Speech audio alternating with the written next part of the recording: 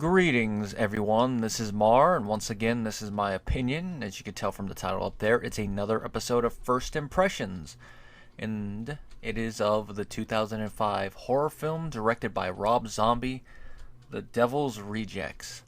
And yes, with that title, I'm admitting that up until now, I have never seen this film all the way through. I know of several moments, like the opening scene, of course, tutti fucking fruity. And of course, the chicken scene, which I will address when I get to talking about comedy.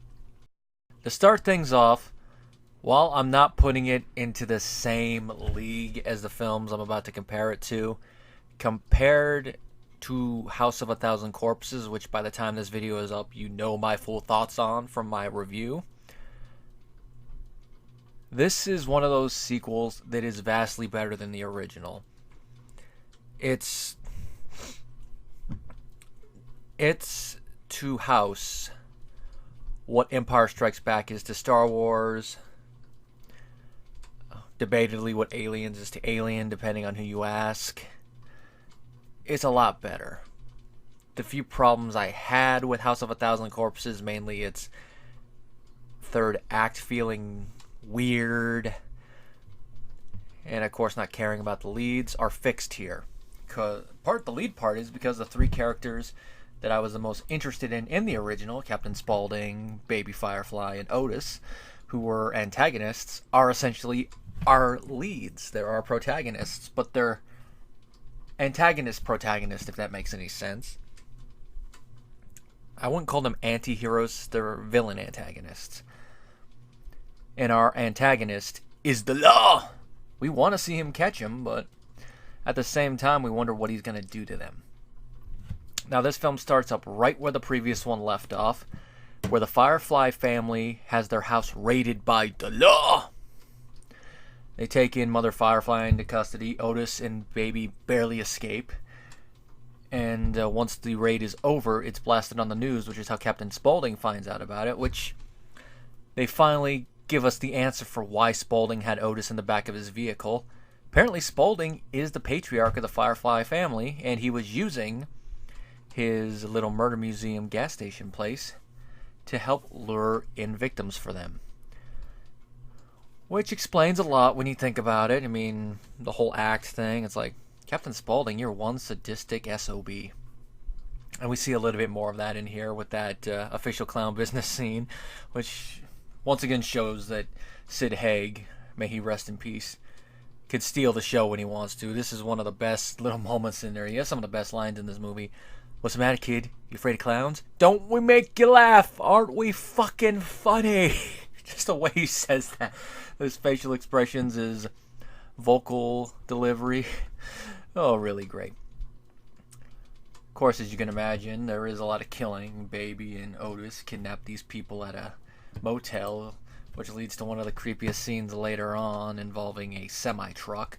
They eventually meet up with an old buddy of theirs, played by Ken Foray, named Charlie, and his assistant, who is played by fellow horror actor Michael Berryman from The Hills Have Eyes, which is another little casting choice I thought was interesting. Which, of course, with how unique his face is, it adds some humor to a scene involving chickens. Those of you who know what scene that is. It's one of the little comedy bits. Now, I will say there is comedy in this one, like in the previous one, and it does go into the dark variety, but there is some of that redneck humor that isn't so dark, it's just lowbrow is the best way I can put it, and that is what the chicken scene is. The rest of the humor in here is pretty dark and ties in with the craziness of them. They do feel like the Manson family mixed with a little bit of the Sawyer family from Texas Chainsaw Massacre. And to add to the Manson part, they actually have Otis paraphrase a line that one of the Manson family said, "I'm the devil, and I'm here to do the devil's work." So Otis actually does get a great line, creepy line, and Bill Moseley delivers it wonderfully. And of course, him, Haig, and Sheri Moon all have a great chemistry together. I think the Tutti Frutti scene is probably one of the best examples, and it's also a great example of editing. There is no ice cream in your fucking future. Cut to the front of the vehicle. Cut to the back inside, see Sid Haig with ice cream, see Sheri with ice cream. They got their way, and then Bill Moseley's just sitting there driving the vehicle like, I can't believe I stopped for ice cream. You got William Forsythe as the sheriff who's going after the family. You know, relents and goes with torturing. His whole arc in this is that at first he wants to operate within the parameters of the law, but as the film goes on, you see that his personal involvement, his conflict of interest is weighing at him because he's related to some of the victims from the first film. So in that, it's another little reference to Texas Chainsaw Massacre, like with those films, the sequel involved a sheriff that was related. Well, excuse me, he wasn't a sheriff, he was a Texas Ranger in that one, who is related to a victim from the first film. But that one, he's working outside the law because he's not working in an official capacity. In this one, he is the official officer there, so it's like he's a little bit more conflicted, whereas Lefty, he's out there to just kick some ass because he's the Lord of the Harvest. He'll bring it down, bring it down, bring it down. Whereas here, Forsythe, he is conflicted the entire time until by the end of it, he's just going to straight up torture him. And it's a great little arc, and William sells it pretty well. And of course, he lets his darker impulses get the best of him, which lead to his undoing. This ties into something that William Faulkner once said, which no matter what level of fiction you're looking at, I think you should apply it when you're writing a character, and that is one of the only things worth I'm paraphrasing when I say this.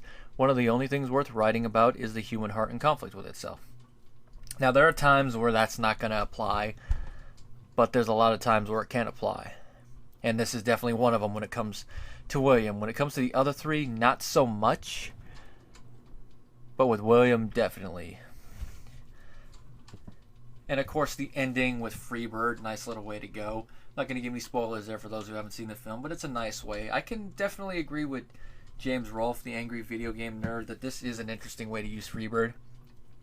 Now, when it comes to feeling sorry for the Devil's Rejects, when it comes to them being tortured by William, I'm not so sure I go into that camp, but maybe a few more watches might change my mind. But it's definitely an interesting ending. And until I actually read about how the next movie begins, 3 from Hell, I was wondering, how can you do a sequel to this one? That scene, the way it's shot, the way it's set up, and especially the way it ends before it fades to black and then the credits, how do you write a sequel to that? I don't see how you write a sequel to that. But by God, according to at least the write-up on Wikipedia, Zombie found a way, even if it took him years. And sadly, that one didn't get a wide theatrical release, I think probably because of how his films after his Halloween sequels were received. If you think about it, I don't remember Lords of Salem and 31 getting a lot of theatrical play. I think Halloween 2 is the last one of his films that got a wide theatrical showing, but that happens sometimes. Devil's Rejects, I can honestly say, out of the films of his I've seen, this is definitely his best film. It shows that he did learn from the mistakes he made on House of a Thousand Corpses, learn from them, and this film is not only shot better, it's more coherent structurally, it's paced better, edited better, cinematography is way better, but it still has that 70s aesthetic. And of course, without the Dr. Satan business, it feels a little bit more grounded. I know that there are deleted Dr. Satan scenes with him in the hospital, which apparently he was supposed to have been injured in the opening firefight, which I do agree with Zombie's reasoning for deleting that. Apart from there, it's like, how would he... It just doesn't jive with why it would be edited through there. We don't need to see Dr. Satan, even though it would be nice to see Rosario Dawson.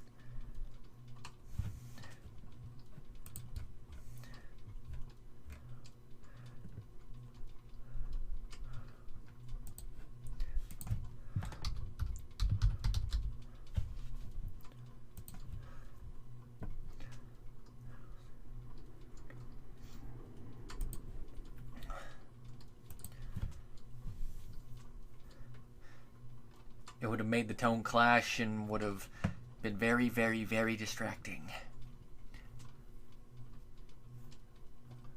Of course, nice to see Danny Trejo and DDP in there.